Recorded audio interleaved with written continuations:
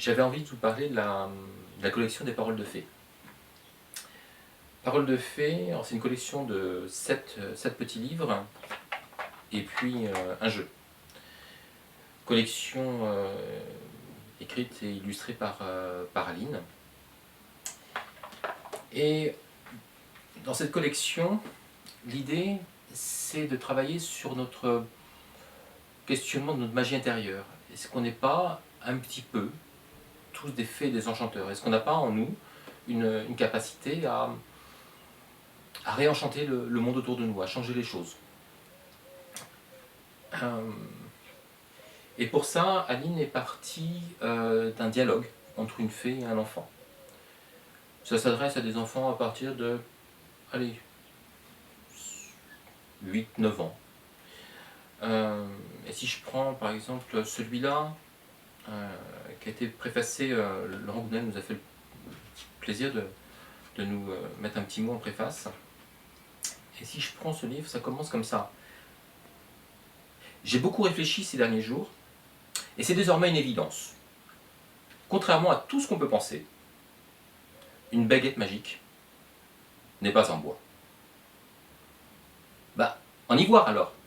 Non, non, pas plus. Bah alors en métal, en or, en argent? Non. Non, une baguette magique est en mots. Incroyable. Comment c'est possible?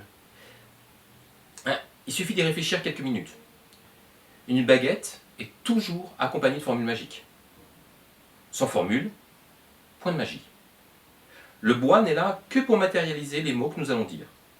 Et en faisant, tout le monde a pensé que la magie provenait de la baguette, et vous avez peu à peu oublié les formules, les vraies formules magiques. Comme un abracadabra. Non, tu vois, c'est ce que je dis. Vous avez oublié les vraies formules magiques. Ouais, comme quoi? Il y a différentes formules magiques. Les plus importantes sont appelées formules guérisseuses. Il est important de comprendre que ces formules sont là pour faire le bien, pour soi et autour de soi. Et là, dans ce petit livre-là, la fée va parler de différentes formules guérisseuses, par exemple comme Ho'oponopono, avec je t'aime, merci, donne-moi la force, pardonne-moi, je suis désolé, et aide-moi. Voilà, c'est une façon de travailler sur ces sujets-là, de discuter de ces sujets-là avec l'enfant à partir de 8-9 ans. Et un jeu où notre mission, c'est de réunir les 5 familles de fées et d'enchanteurs que le grand mage Usur a dispersées à travers le monde.